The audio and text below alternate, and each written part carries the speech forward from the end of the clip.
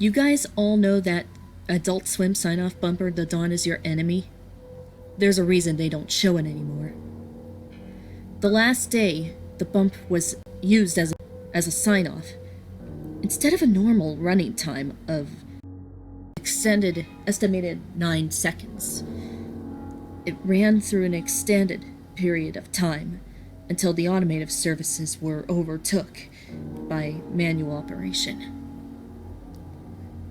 We all know the sound that shook our childhoods, or teen years.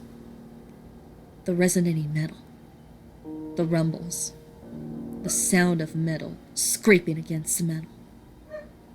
Feel free to look it up if you feel a bit rusty.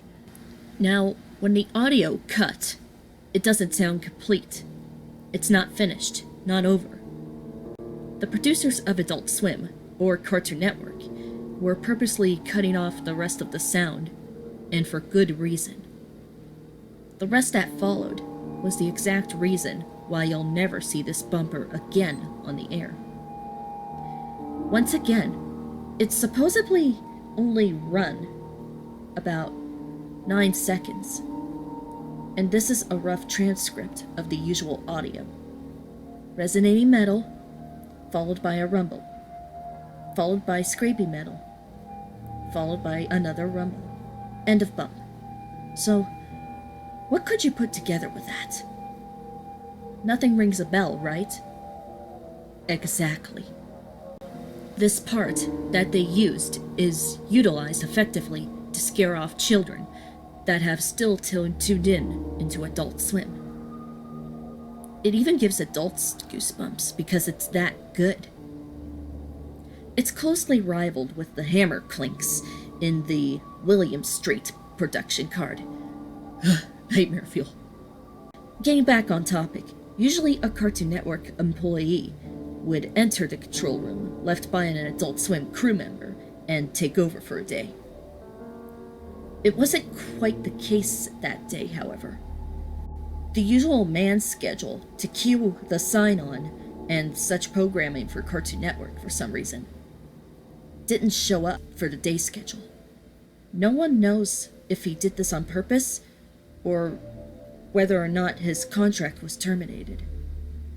This was the least of the problems Cartoon Network had at the time.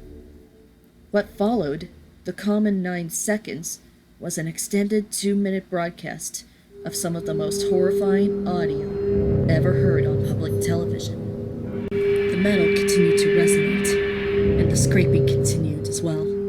Slowly, an uncontrollable sobbing became clearer.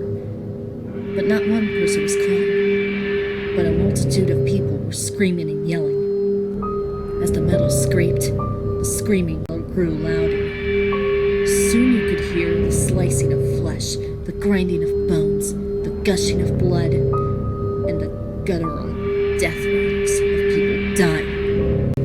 All across the United States, millions of children and adults were being exposed to what sounded like a barbaric mass murder. People were calling all across the country, crying or screaming or begging for it to be turned off. Something kept their eyes attached to the screen and kept them listening to the broadcast. People assumed that the control room was finally gotten into, and the bump was shut down, ending a traumatic experience no one could undoubtedly forget. In the last few moments of the resonating metal groaned into an unbearable volume, the channel showed that the peaking sun winking at the viewer, and the channel cut to bars and cartoons. How was Cartoon Network going to cover this up? No one knows their exact tactic this day.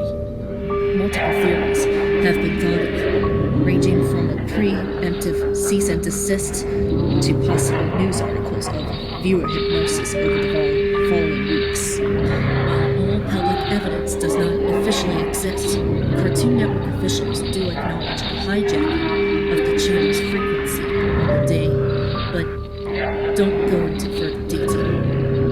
All morning bumps, including the Dawn is your enemy, were replaced with corresponding runs from the 1:30 a.m. time slot. Word is, however, somehow hidden in an Onion site, accessible only via Tor, is a recording of the bump played by morning. The question asked the most among the few who remember is how Cartoon Network got